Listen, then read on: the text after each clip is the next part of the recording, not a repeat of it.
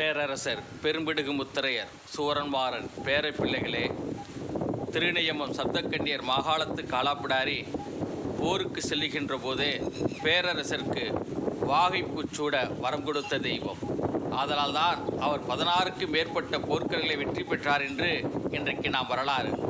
அவர் கட்டி வணங்கிய இந்த காலாப்பிடாரி கோட்டையை மீண்டும் நாம் அமைக்க வேண்டும்.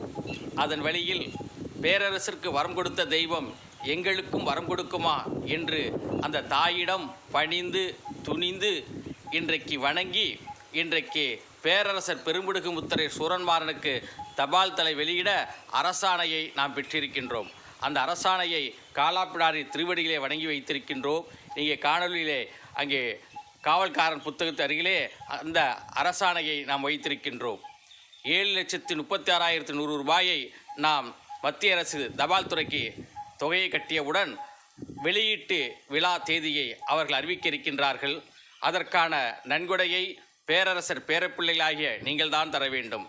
நம் சமுதாயத்தில் எத்தனையோ பொருள் உள்ளம் படைத்தவர் இருக்கின்றார்கள். இந்நாள் முன்னாள் அமைச்சர்கள், சட்டமன்ற உறுப்பினர்கள், தொழிலதிபர்கள் அவர்களெல்லாம் அணுகி அவர்களுடைய துணையோடு ஏழை எளிய மக்கள் தருகின்ற துணையோடு இந்த திருக்கோயிலை நாம் மீண்டும் அமைக்க வேண்டும்.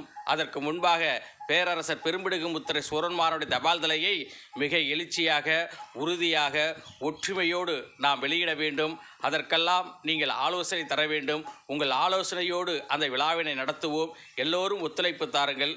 அறக்கட்டளைக்கு நன்கொடை தாருங்கள். அதை அறக்கட்டளை வங்கி கணக்கில் மட்டுமே செலுத்தி உரிய ரசீதை பெற்றுக்கொள்ளுங்கள். ஓம் சக்தி பராசக்தி.